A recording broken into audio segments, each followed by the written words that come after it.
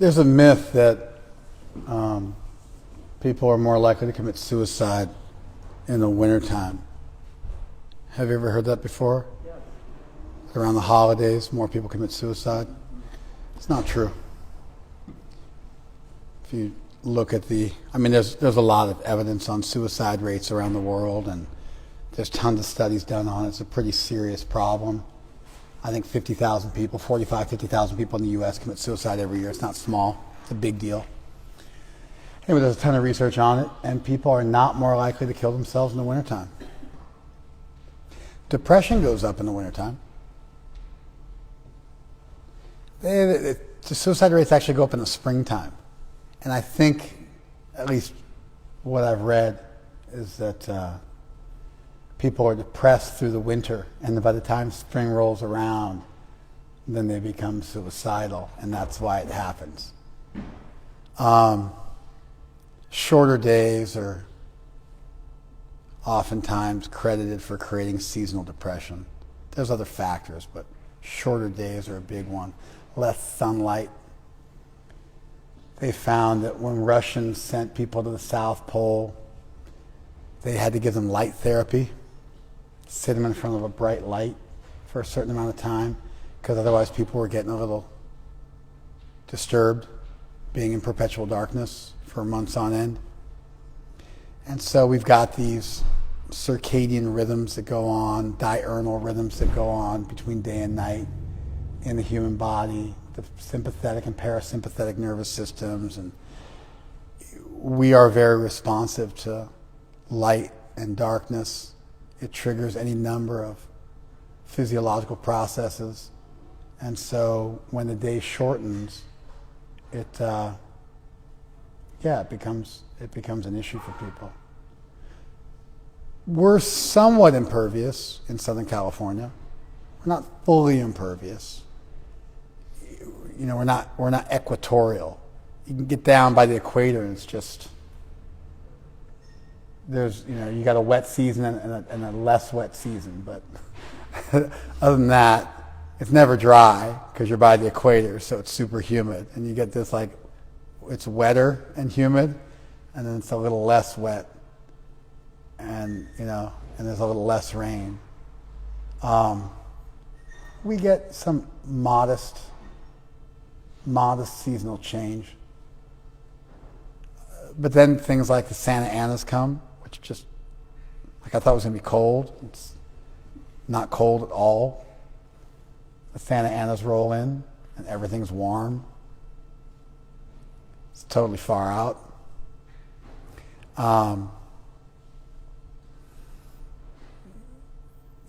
Warm, dry air pushes in. The smog goes out to sea. Normally, along the coastline, there's very little pollution. And if you look at our smog index and the air quality on the coast, it's always much better than the rest of Southern California. And the worst area, like the absolute armpit of Southern California, is Fontana. Because there's the mountains, and so the air comes and it pushes all the smog, and then the mountains capture it. And so you can see this massive layer of smog perpetually hanging over places like Fontana. And then a couple times a year, it gets real clear out there because the Santa Anas roll in and they blow all the toxic smog air out over the ocean. And then for just a little while, the coastal cities have a worse smog index than the inland cities. This is I'm a native from Southern California. I lived in India for about 10 years, but I was born and raised in Southern California, and so these are just the kind of things that you learn, just got it along with my mother's breast milk, and just the regular old stuff that you know. Anyway, we just set the clocks back, which means it gets dark even earlier, which kind of sucks. The days are already getting shorter, and then they get way shorter. But if you get up early, it was dark at 7:30 in the morning or something. It's getting really bad. And so now that got pushed back too, and you get a little bit more of a natural sunrise. If you live in an agrarian society, none of this stuff's even an issue. You wake up naturally before the sun comes up, and when it gets dark out, you wrap it up for a day. Even in the cities, one thing that Rockefeller did prior to John D. Rockefeller and Standard Oil, and Rockefeller was a very amazing person. I mean, he's not like my guru or anything like that, but he did donate tons of money to charity. He himself taught Sunday school his whole life, stayed married to the same person, did not live an ultra extravagant lifestyle, and like I said, gave a ton of money to charity, and not just secular humanist charities, but also Christian charities. He was quite a religious person. But one thing he did was he kind of took us out of the Dark Ages. In the mid-1800s, mid-late 1800s, everyone went to sleep when it got dark out. And the reason is because there was no electricity. And so it was pitch black. Now, when there was a full moon, that changed things a little bit. Go out in the full moon. Unless you're into that kind of stuff, you don't even... First 20 years of my life, I didn't even know there was... I didn't understand... For the first 20 years of my life, I did not know that the moon got fuller for 15 days and then got less full for 15 days. And there was one no moon night per month. Then there's for 15 days, the moon got 1/15 larger. So on the 8th day, it was a half moon. And then on the 15th day, it was a full moon.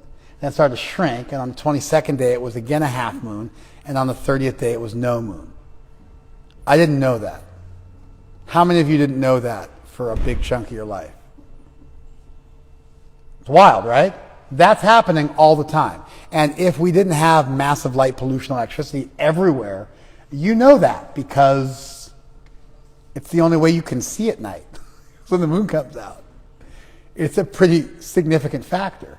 You go from living in absolute darkness, and you know, fires don't really help you a whole lot. They might help you in this little tiny area, but you go over there and the fire isn't giving you any help.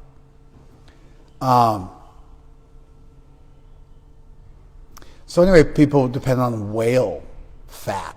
They would kill whales and get the fat from the whale, and then they would use that whale blubber to make an oil that was then used, or maybe even just the whale blubber itself became the oil. I don't know what the process was for treating it, but people would use whale oil for lighting up their homes and creating light and lighting lamps.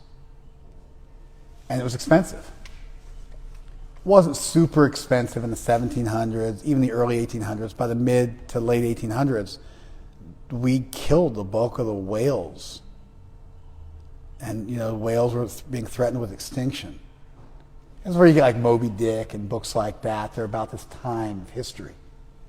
And then whale oil became a really expensive commodity. So Rockefeller figured out how to make, you know, oil from the ground, crude oil, affordable. And gasoline was a byproduct of it.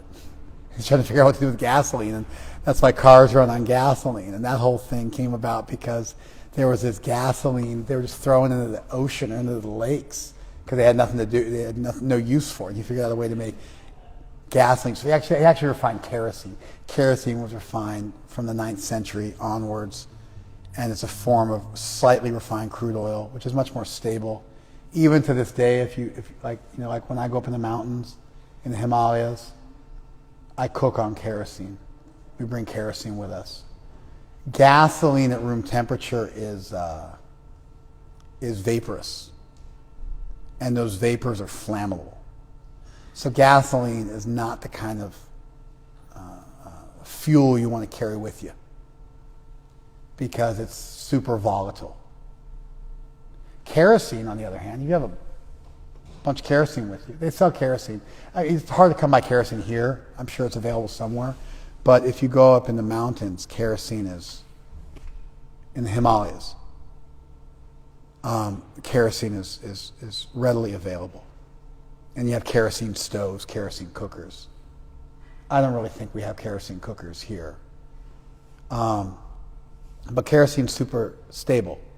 So if you have kerosene and you take a match and you throw the match in the kerosene, you know what happens? Nothing. Nothing. Kerosene only becomes flammable and vaporous when it's been heated up. So with a kerosene stove, you have to get a small amount of kerosene and you have to heat that up, and then you can light it, and then that kerosene, you then circulate the rest of the kerosene above that little tiny bit of kerosene, and then that warms up, and then that can be lit, and it creates this cyclic effect where you have to heat up the kerosene the whole time, and then it becomes flammable. And it's a very primitive stove. There's a little magic 8 right in front of the little pilot of kerosene. That's just enough to heat it up, and then that gets pulled into this little pump, and that gets pulled into, and that's what makes the fire. So kerosene is super stable. Anyway, that was what was used to heat homes. Gasoline was a byproduct, and then eventually we developed some use for gasoline. Tar was also a byproduct. He started using that for paving roads. That wasn't done before either. They were throwing all the tar out. They were throwing all the gasoline out. They just wanted kerosene. He figured out what to do with all of it. He grew forests and bought forest land so he could make his own barrels. He bought metal smithing so he could make his own metal bands for the barrels. Transportation was developed in order to carry it. He was super involved in the railroad system. He eventually competed with the oil people in Russia and actually was able to produce oil in the U.S. and then ship it to Russia for cheaper than they were able to produce it for locally in Russia, because he had this the first vertical operation in the world where he owned the trees, he had his own plumbers on staff, he didn't hire anything outside, and everything was done in-house, and he figured out a way to take every aspect of the production of kerosene and make it valuable, including gasoline, including tar, etc., etc. But anyway, it used to be that you would, it would get dark out, and unless you were rich, and he made it so anybody could have light in their home for a penny a day. That was his thing. That was his initial start. Penny a day, you could light your home. Anybody could afford it. And within a few years, the country, including the urban areas, went from being in pitch blackness at night, where if it's pitch black out, you know what you do when it gets dark out? You go to sleep because it sucks and there's nothing to do, and so you go to sleep. You wake up when it's getting light out. If it's getting light at 5 or 6 in the morning, you'd rather be up at that time because at least you can do something. And so when it gets dark at night, everybody just winds down and goes to sleep. And you watch the fire. Pre-TV, you watch a fire at night. You sit around with your family and you watch the fire. And the fire is an interesting thing to watch. The flames licking up, and you sit around and maybe you cook some potatoes or you cook some corn. And you sit around. Even in India they do that. Same thing, like the thing we do. Mainly it's corn they cook. And you sit around and grill some stuff on the fire, and until you get a little tired and get sick of sitting outside looking at the fire, and then you go to sleep and wake up before the crack of dawn. There's a natural rhythm to life that animals follow, that human beings used to follow. And then when we came up with electricity, we didn't have to follow them anymore. But it even used to be in the urban areas, but especially in the rural areas, this was the case. And so everybody knew when the sun came out, when the sun went down, and when the moon became full, and when the moon waned, and when it waxed. And everybody learned this stuff because it's actually the world in which we live, which is artificially covered by, to some extent. It doesn't really fully get rid of your circadian rhythms, but it's to some extent covered by electricity and instant light anytime you want it, all day and all night. And if you really want to mess people up, don't give them any windows, don't give them any clocks, and just turn the lights on perpetually. You know where they do that? In casinos. Because they want you to just get in a trance and lose all track of time. No clocks on the walls and no windows. You just go into the torture chamber and don't even know what time it is when you come out.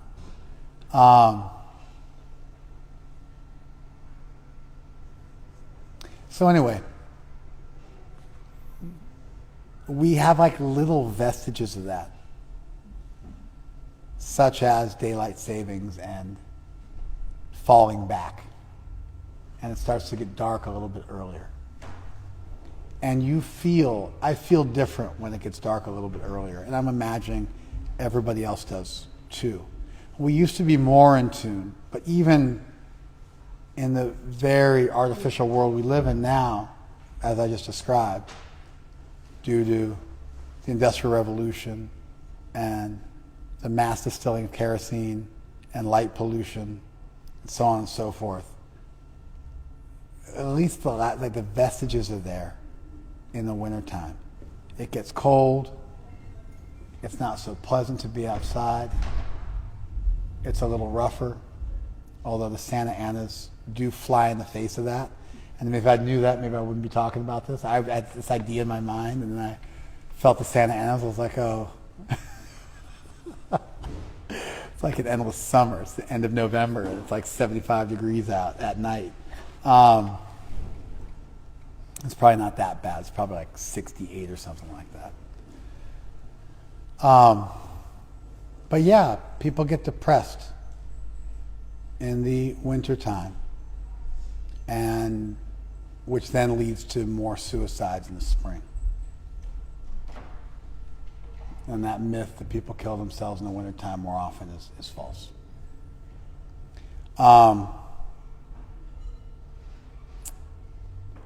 So it got me thinking about depression and sadness and winding down and the turning of the clock and the changing of the season.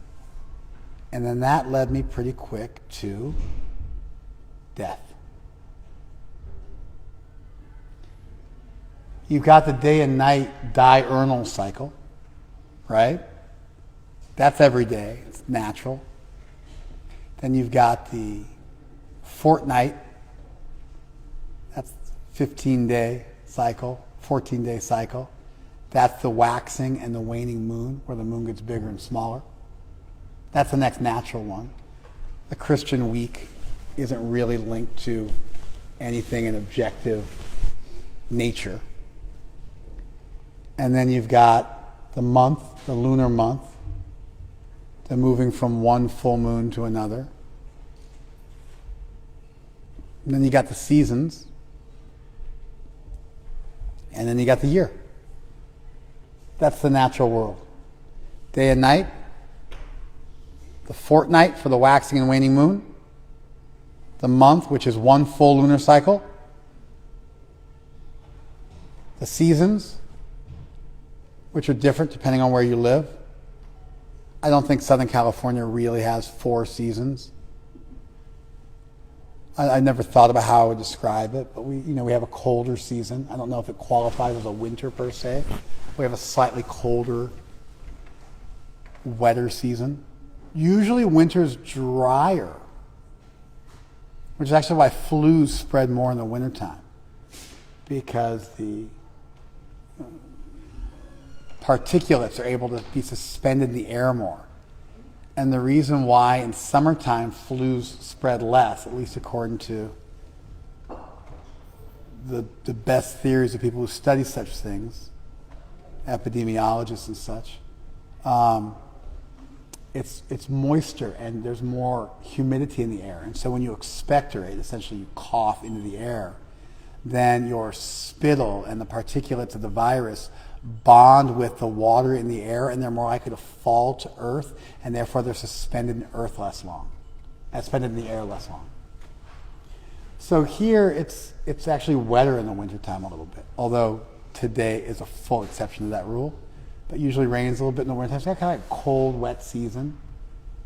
And then we have like a nice, warm season. And then I think we have like a hot, dry season. And, if you want to give us a fall, we have sort of a point where it goes from hot and dry to cold and wet, and there's something in the interim there. So maybe we do have 4 seasons, but they're really mild, and it's more like a 60-40 instead of a... Good to see you. They're really interested in you. I don't know what it is. Maybe they like each other. I don't know. So yeah, if we do have 4 seasons, we have a really mild version of the 4 seasons. And so, you want those behind you? One behind, one front. That's good, right? Divided. You want help? No, I'm okay. She's there. She's my help. She's my driver. Have to put hand. On the feet? On the feet? Okay. Thank Yes, you. sir. Thank you. I'm not telling you what to do. No, I see, sir. Oh, to him. Okay, I got it. Just wanted to make sure you weren't doing that to me. Oh, no. You my son. That's I just wanted to make sure you. I just wanted to make sure you remembered that. It's very nice to see you, Ishwar Porji. Thank you. Thank you for coming. Yeah, I don't. If we do have the 4 seasons, it's way more mild than the 4 seasons in the Midwest or something like that. Hot and dry, cool and wet, and then there's the interim between those 2 periods on either side. But inevitably in winter, it gets darker, it gets cooler, the weather becomes less friendly. If you're super fat, then the cold air, the cold weather is comfortable because you're like a whale, you got a bunch of blubber, and so you're uncomfortable when it's hot out, and then you're more comfortable when it's cool out. But if you're not, really big, then when it gets cold out, it gets kind of uncomfortable. It's kind of uncomfortable.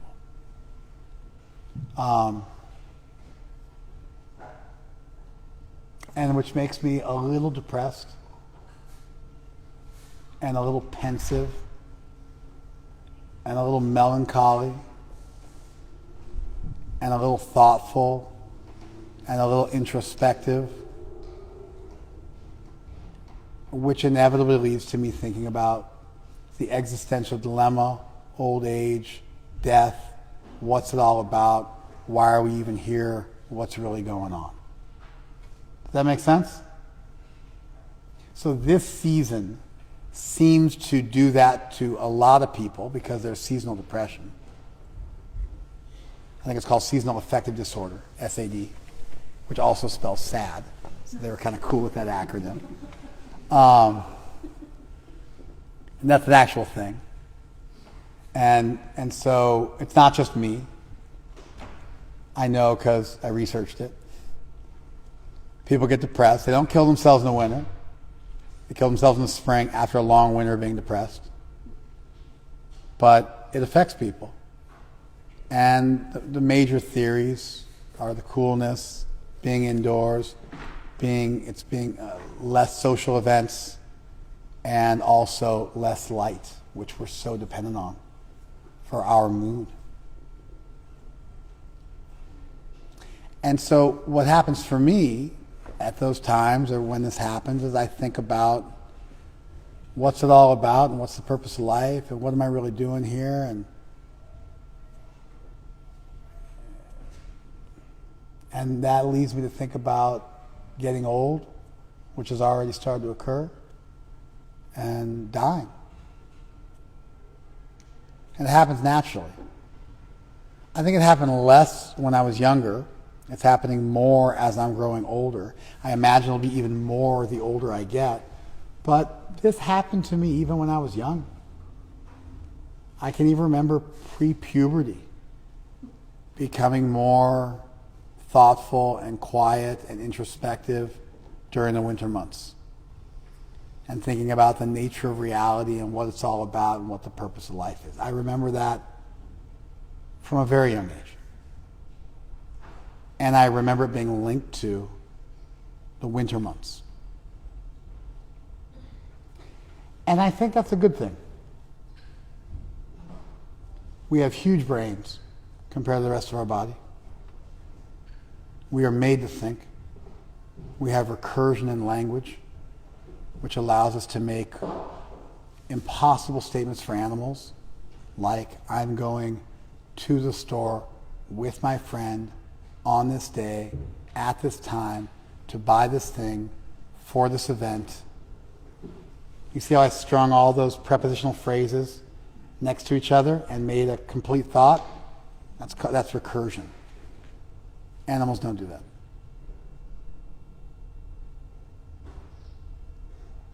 Given that we think in language, our ability to speak in such an intricate and deep and sophisticated way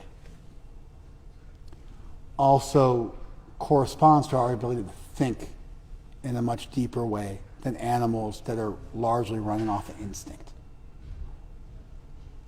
This, of course, is why we have laws, and why if you see a dog trying to rape another dog in the street, no one thinks twice of it. Maybe you kick the dog or yank on a leash, but no one is disturbed that a crime has been committed. In contrast, if that happens in human society, someone can go to jail for decades from it. It's a serious crime. And so we have massive brains, which allows us, which gives us what's called, Noam Chomsky called the language acquisition device, which allows us to speak with recursion, a feature that's unique to human beings. And given that you think in language, think about it, you think in language. It's intimately linked to our ability to think, and we are unique in our ability to think very deeply about the nature of our reality. And that deep thought and capacity for introspection and communication gives rise to great civilizations and laws and ethical theories and philosophy and religion and everything else, all these defining unique features of human society. I mean, as far as social mammals go, and depending on other animals, and mutualism and symbiosis and so many other things, we're just like the other animals. But in these features, we're unique. And so when I'm thinking, who am I and why am I here and what's it all about, I feel like in many ways that is me fulfilling my purpose as a human being. It's what I was put on God's green earth to do, is to think deeply about the nature of reality and my place in that reality. You guys follow my train of thought?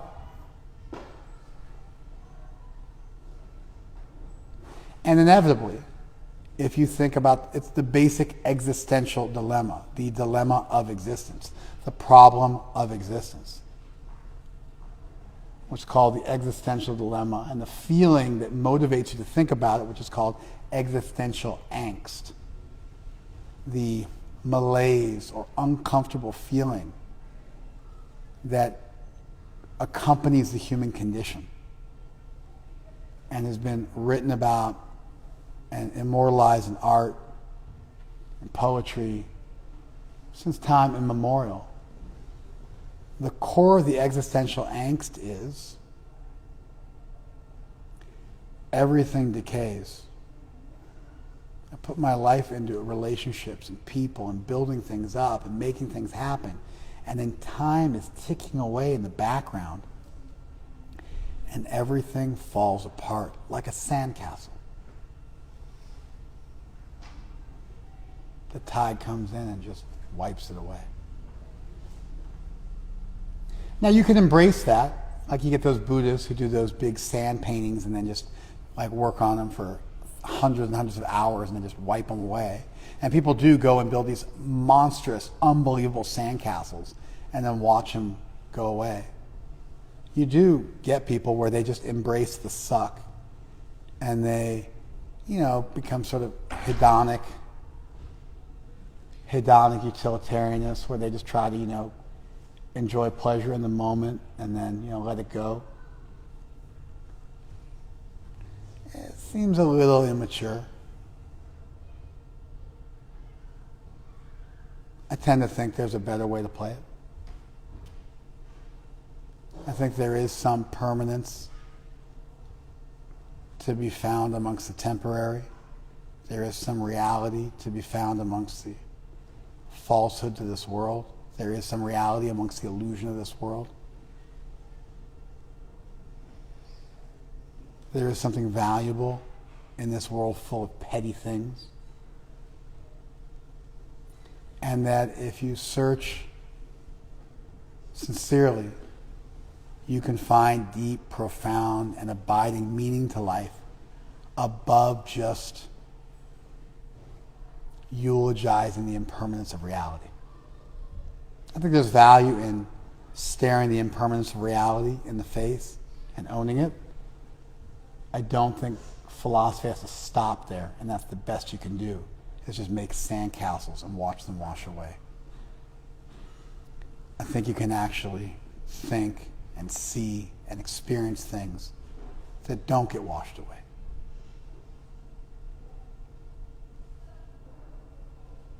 And, largely that's what I've dedicated my life to pursuing for the last 33 years. I'm 49, so since I was 16 years old, I joined our priesthood. So for 2/3 of my life now, that's what I've been pursuing. And I'm happy to report that you can find depth amidst the shallowness, and permanence amidst the temporary, and reality amidst the falsehood. And there is something beyond just celebrating the impermanence of reality and trying to become impervious to it. That's one step, but it's just a first step that gets you to a place where you can pierce through the impermanence and find what's really going on in a matrix-like fashion. You guys following this?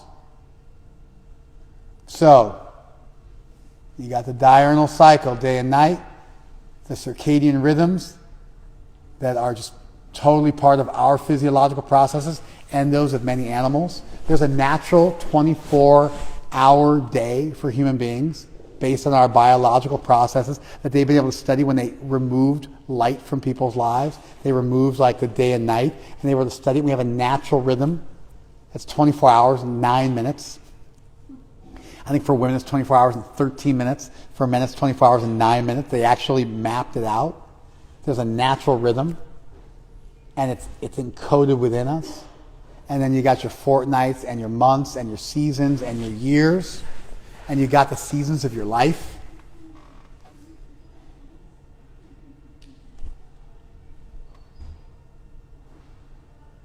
And all this stuff eventually leads you to think about death, growing old, the big seasons of life, and how everything seems to be for naught to some extent. It's like you're laboring like a fool to build a sandcastle and then cry when the tide inevitably comes in to wipe it away. And you can celebrate that and become stoic about it, but I think you can even do better than that. And so when the winter comes and the days get short and I have more time to think and it's darker and the world's less inviting and tantalizing, at least if you don't have light pollution everywhere, I think about bigger topics. And there's value in that. And Krishna speaks about this in the Gita. Krishna is quite shameless in the Gita. He says, Mrityu sarva haraschaham. I am death which takes everything away. Generally, we like to, what's called the principle of invidious contrast. We like to associate God with all good things. So God is good, and therefore God's not evil. And God's male, he's your father, therefore he's not female, your mother. And God's white, therefore God's not black. You follow? course, we worship a black female deity. That's Krishna. Radharani, think about it. The word Krishna literally means black. God's your father. We flip that script too. We worship God as your child. We pretty much subvert every standard, normative, average theory about divinity. So the word Krishna means black. We worship Krishna either as androgynous, having both masculine and feminine qualities, or we just straight up have Radharani in front of Krishna, and then we have a feminine conception of divinity. Instead of worshiping God as your parent who gives you things, we worship God as your child, so you'll give things to God. Instead of asking for things, you'll think about giving things to God and taking care of God. And we just subvert all these standard mores and tropes about divinity that are, we'll call it the classical conception of God. And we also challenge this principle of invidious contrast, where we say what God is and then what God's not. Like if God's active, therefore God's not passive. If God's absolute, therefore God's not relative. Problem is, if you have a non-relative, non-passive, always active, always absolute deity, that deity is incapable of compassion or empathy. Because empathy is based on being relativized in comparison to the person you are empathizing with. And of course, empathy is the backbone of love. Therefore, a deity that's not relative in some capacity and isn't empathetic in some capacity is also not loving in some capacity, and you end up with this pious automaton for a deity.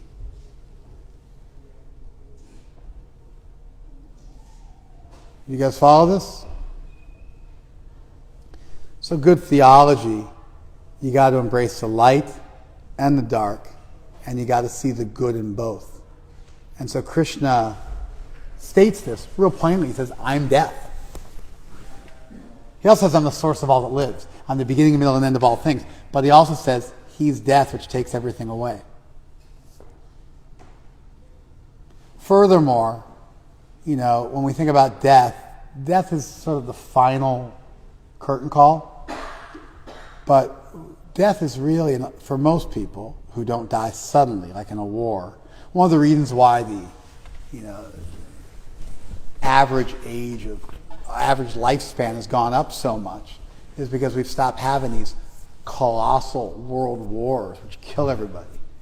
And so post-World War II, there was a massive jump in the life expectancy in this country. And the reason why there was a massive jump is because we weren't killing hundreds of thousands of people at the age of 18 or 20, which then just really brings down that average age of life expectancy. So it just jumped right up. You follow?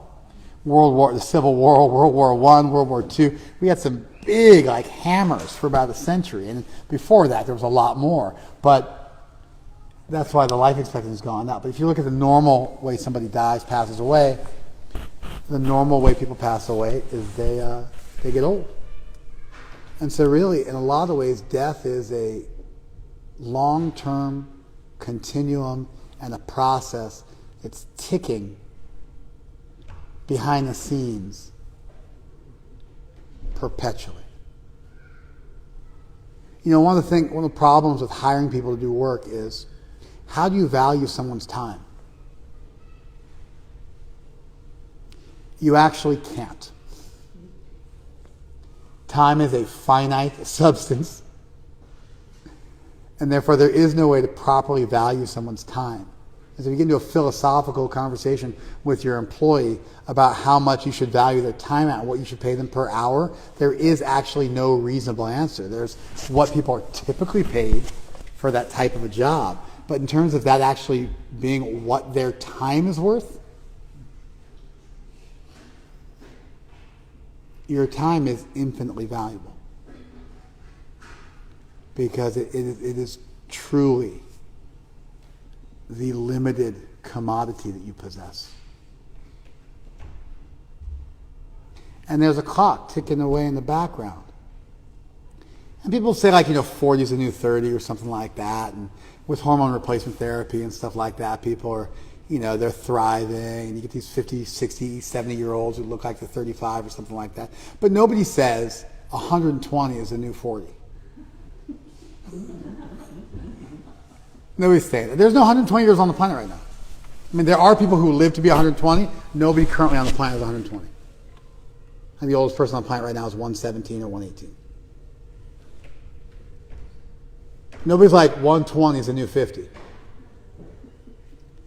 You might be able to fudge a little bit, like you do like English when you're playing pinball, and you nudge the machine a little bit while you're playing pinball. But if you nudge it too much, it tilts, and then it's over. You can only nudge it too much, so much. Some little slight modifications.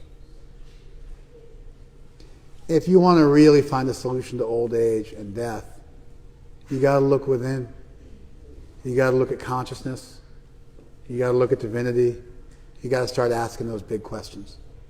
When you're young, you're just too lusty, and you got so much time in your hands, you can't really think about it. It seems like time is just, you have unlimited time. It's actually not true, but it's really hard not to think that way because your youth and your hormones and your inexperience of life just makes it very, very difficult to be super thoughtful. It gets easier when you get older. You got less testosterone. And you get older, you get more thoughtful, you suffer more. And it makes it easier to think about the big questions of life. So anyway, Krishna says, Kalo asmi loka kshay krit pravridham. Loka samahar tum iha pravrittaha. Time I am, the great destroyer of the world. I've come here to destroy everything. Oppenheimer quoted that when the first nuclear bomb went off, in Sanskrit. He was a German. The Germans loved India. That's why Hitler was all about swastikas. They were all about, the Aryans and Vedic motifs and Vedic art and Vedic power symbols, all that kind of stuff. To some extent, the Raiders of the Lost Ark, that whole thing, was partially based on Hitler's fascination with ancient Indian culture and ancient Indian artifacts and symbols. You look at the swastika, and it was, the word swastika is a Sanskrit word. It's a multi-thousand-year-old symbol that Hitler modified just slightly.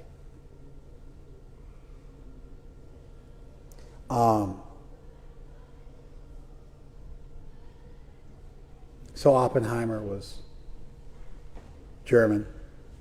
He had a background in Sanskrit. He did a translation into German of the Gita.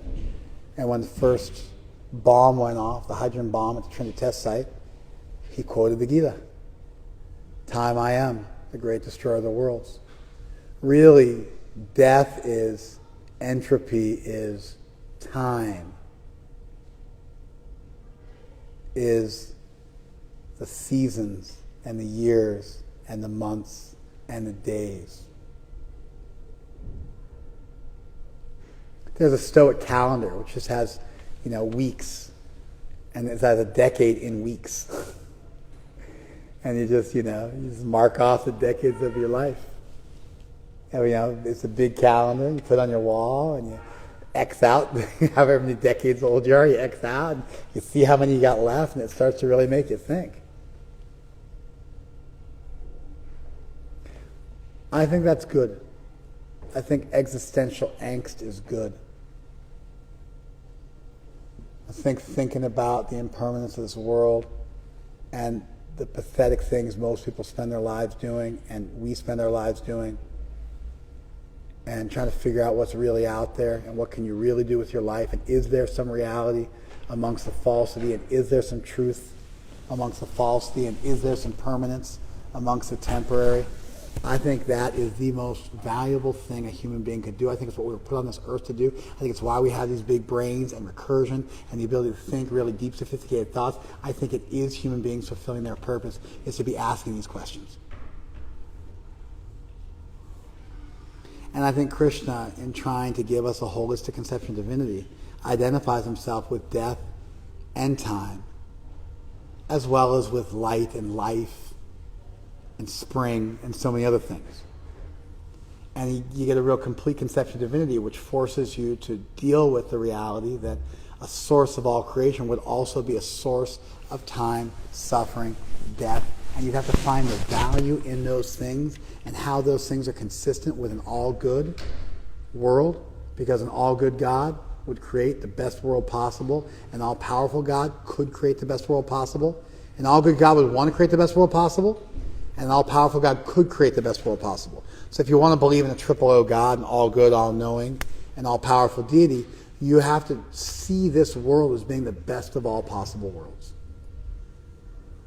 That God did a smashing job, and that we live in the most beautiful of worlds, which means you have to find value in time, old age, disease, death, suffering, and karma. And if you can't do that, you end up with a crippled philosophical notion or idea that doesn't actually stand up to scrutiny, and you got to always kind of be ignoring this whole other thing that's going on.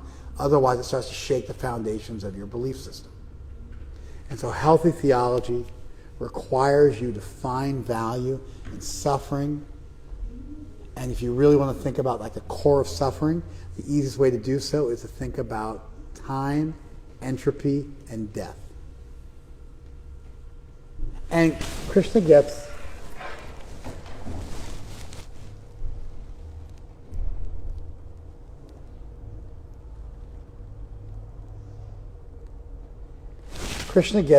a little fancy. Here's a statement from the Katha Upanishad. It's a very, very old Vedic text. Predates the Gita. Yasya Brahma cha chatram cha, Yasya Brahma cha chatram cha, ubhe bhavata odana. That person for whom both the Brahmins and the Kshatriyas are his food. So the verse says that Krishna eats human beings. In fact, Arjuna's vision is that heads are getting caught in between Krishna's teeth because he's devouring all the warriors on the battlefield. Mrityu yasya upasechanam. And death is the chutney. Krishna is that person for whom the Brahmins and the Kshatriyas are his food, and death is the chutney.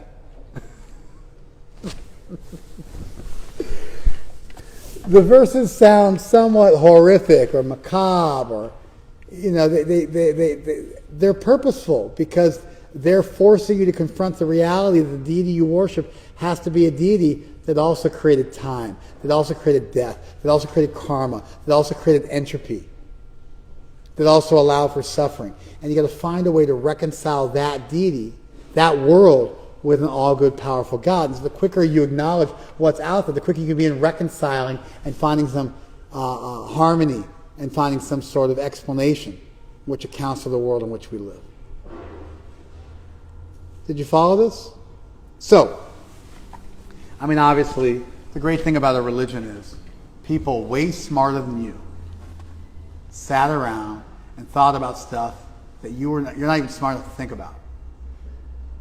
And they answer questions you're not even smart enough to think of. And then they wrote it all down. So you get a book, and the book tells you questions. You're like, wow, that's a great question. I never thought of that. And then, whoa, that's an answer. I could have, if you gave me that question, you gave me a million years, I wouldn't have thought of that answer. I got the question, I got the answer, I got the template with big questions of life answered, and I'm just read into it at a real high level. If somebody took the trouble to just kind of read me into it at a real high level, and I got a massive leg up in life. That's good religion. That's good spirituality. It's a good spiritual tradition. I was wandering around, looking for some French fries. You know what I mean? Trying to figure out, if I was going to get them with ketchup or mustard. And then, you know what I mean? I didn't know which end was up. Trying to figure out enough money for a donut too. And then, along came a spiritual tradition and plumbed the depths of reality and answered questions I could never ask if I was given millions of lifetimes. So when winter comes, when the days get short, when I naturally suffer from SADS, seasonal affective disorder, it makes me thoughtful. And I think more about who am I and what am I doing here? What's the value of life and what's it all about? What do I spend my time doing? Is it all just sandcastles? Or is there something more I can be doing while I'm here? And that inquisitiveness, that curiosity, that willingness to ask dangerous questions is the best thing we can do with our time. And the younger we do it, the better off we are. And the more focus we can do it with, the better off we are. And there's answers out there. And the Gita is shameless in that it forces the issue that your theory, your grand universal theory, needs to include the goodness of time, which is entropy, which is death, and suffering, and karma, and inequality, and all that stuff. You got to have a theory that accounts for all that and sees the value in that. And our texts are shameless about it. Mritu Sarvaharascha, I'm death, which takes everything away. Kalo asmi lokakshay krit pravidam, time I am the great destroyer of the worlds. We're shameless about it. We put it right in front of you. So you got a big question to answer, and you can really think about it. And you don't end up with a half answer. Most philosophers end up answering caricatures of questions. They half ask a question. They ask a particular variety of a question, a caricature of a question, a very impoverished, crippled notion of a question. And they solve that and they feel like they've done some great work. But they've only done great work if you only have that stupid caricature of that question. But if you have the big questions, then those answers fail. And so what you need to do if you want to do some good philosophizing is you got to ask the biggest questions, the best questions, the most difficult questions to answer. And then you got to search for answers to those.